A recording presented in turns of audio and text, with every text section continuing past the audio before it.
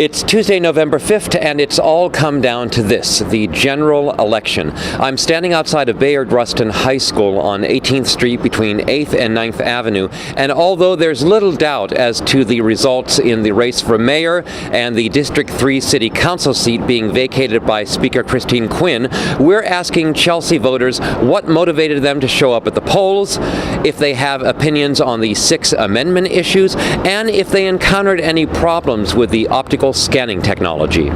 In terms of motivation to vote, I believe it's a civic duty to vote. I have voted in every election for my entire life, so it never even occurred to me that I wouldn't vote. The issues with public schools, and so that's one of the issues that made me come to the polls today. I was a supporter of Christine Quinn. I was sorry that she didn't advance. I have no love lost for Speaker Quinn. Sorry to see Quinn not be in the running. Actually, I was in for her back then when she was still there, and so I voted de Blasio, and I support de Blasio, and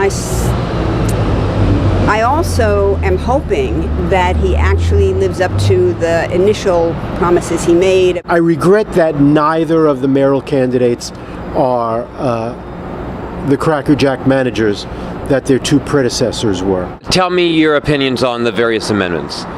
I just think gambling is not a good thing. I mean, it's fun, but it's not something to encourage people to do it. Well, I'm very strongly opposed to the casino gambling amendment. I think probably it is a good thing given the fact that many states have had gambling for a number of years and they don't seem to have more poverty or less than New York State does. When it comes to money, and then, people have gambling addictions, and, it'll cause more problems. No on gambling because of what has occurred with OTB and the lottery. I think it's a loss. Gambling is like ballistic missiles, and there's no payback. Well, I don't think judges should really be allowed to just judge, into their old age. Well, obviously I'm not young, and so, I know plenty of people in their 70s and 80s who are really fully functioning, and it would be terrible to lose their wisdom, so I did support the extension of the age limit. Did you have any problems at all with the optical scanning technology? None whatsoever.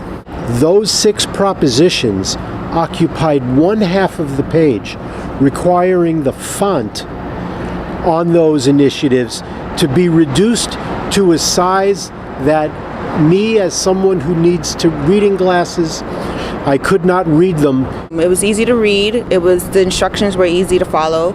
It was pretty good. It is the case that the letters are a bit tiny. I didn't have a problem, but I could see that some people would. I think it's much better. I mean, I think actually you sort of focus, and it reminds you of being back in school, filling in those little ovals, but I think you're less likely to make a mistake.